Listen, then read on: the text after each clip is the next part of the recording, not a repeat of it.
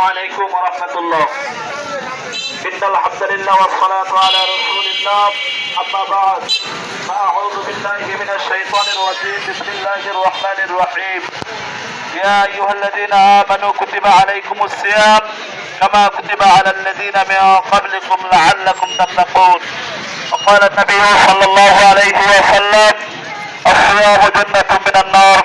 صدق الله المولانا العظيم وصدق رسوله النبي الكريم. আলহামদুলিল্লাহ, সম্মানিত উপস্থিতি, হোসেনপুর ইউনিয়ন ওলামা কল্যাণ পরিষদ একটি গ্রহণযোগ্য সংগঠন। এই সংগঠনের পক্ষ থেকে আমরা আপনাদের কাছে আসছি একটি বিষয় নিয়ে। বিষয়টি হচ্ছে, কিছুক্ষণের মধ্যেই পবিত্র মাহে রমজান শুরু হয়ে যাবে। পবিত্র মাহে রমজান খুবই একটি দামি মাস, রহমতের মাস, মাগফিরাতের মাস, নাজাতের মাস, গুনাহ মাফের মাস।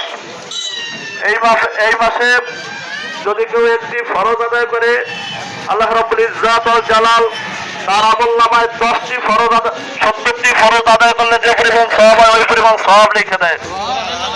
এই মাসে যদি কেউ একটি নফল আদায় করে, আল্লাহ পাক একটি ফরজের সওয়াব দান করে দেয়। অতএব যে আমলগুলো করণীয় বেশি বেশি করব, আর যেগুলো বর্জনীয় এগুলো আমরা ছেড়ে দেব। বিশেষ করে বিদ্যারানী বাজারে যে দোকানগুলো আছে, যে দোকানগুলো চা বিক্রি হয়, পান বিক্রি হয়, ইত্যাদি ইত্যাদি ইত্যাদি খাবার পণ্য বিক্রি হয়, এই দোকানগুলো প্রকাশ্য দ্বারা বিক্রি না হয়, এইটা আপনাদের কাছে আমাদের সংগঠনের পক্ষ থেকে উদারত আহ্বান থাকবে।